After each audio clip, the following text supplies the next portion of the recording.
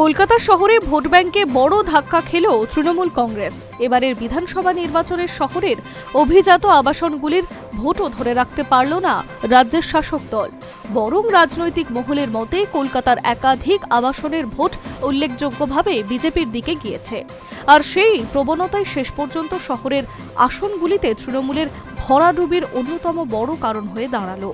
সোমবার ভোট গণনা শুরুতেই ছবিটা একেবারে অন্যরকম ছিল।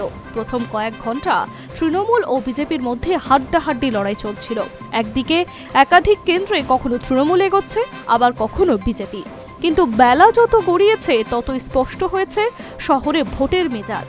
কলকাতায় একের পর এক তথাকথিত নিরাপদ আসন তৃণমূলের হাতছাড়া হতে শুরু করেছে। শেষ পর্যন্ত টালিগঞ্জ, রাসবিহারী, মানিকতলা, শ্যামপুকুর, কাশীপুর থেকে বেলগাছিয়ার মতো গুরুত্বপূর্ণ কেন্দ্রে ধাক্কা খেতে হচ্ছে ঘাসফুল শিবিরকে। সবচেয়ে তাৎপর্যপূর্ণ বিষয় হলো এবারে কলকাতার বেশ কয়েকটি অভিজাত আবাসনের ভিতরে বুথ করা হয়েছিল। সাধারণত এই ধরনের আবাসনগুলিকে শহরের শিক্ষিত, উচ্চ থেকে মধ্যবিত্ত ও প্রভাবশালী ভোটারদের কেন্দ্র বলে মনে করা হয়। রাজনৈতিক বিশ্লেষকদের মতে এই শ্রেণীর ভোটারদের বড় অংশ এবার তৃণমূলের থেকে মুখ ফিরিয়ে বিজেপির দিকে ঝুঁকেছে। দক্ষিণ কলকাতার রাসবিহারীর 2 আবাসন এবং উত্তর কলকাতার মানিকতলার একটি আবাসনের বুথ হয়েছিল। সেই বুথগুলির ফলাফলই তৃণমূল অন্দরের সবচেয়ে বেশি অস্বস্তির কারণ হয়ে উঠেছে। তৃণমূলের অন্দরে এই ফল নিয়ে শুরু হয়েছে পর্যালোচনা। দলের একাংশের মতে শহরের ভোটার তালিকা সংশোধন বা এসআইআর এর জেরে বহু ভোট বাদ গিয়েছে, যার বড় অংশই তৃণমূল সমর্থক হতে পারত। কিন্তু সেই কারণে শহরের দলের ফল খারাপ হয়েছে বলে দাবি উঠছে। তবে দলের আরও এক অংশ মনে করছে শুধু ভোট বাদ যাওয়াই যুক্তি দিয়ে এই ফল ব্যাখ্যা করা যাবে না। বাস্তবে শহরের মধ্যবিত্ত বা আবাসন কেন্দ্রিক ভোট ব্যাংকে বড়সড় ভাঙন ধরেছে। বিশেষ করে কলকাতার আবাসন সংস্কৃতির এখন নতুন রাজনৈতিক বার্তা দিচ্ছে।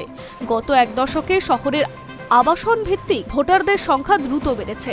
এই ভোটারদের বড় অংশ চাকুরিজীবী, শিক্ষিত এবং করদাতা শ্রেণীর। রাজনৈতিক মহলের মতে এই অংশের ভোটাররা উন্নয়ন, নাগরিক পরিষেবা, দুর্নীতি এবং অর্থনৈতিক স্থিতিশীলতার মতো ইস্যুতে বেশি গুরুত্ব দিয়েছেন।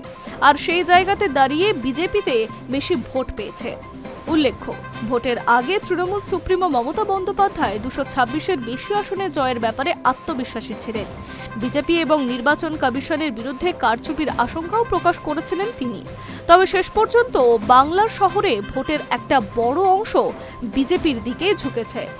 গ্রাম বাংলায় লড়াই থাকলেও কলকাতা শহরে ভোটের ফলাফল এবারে একেবারে স্পষ্ট।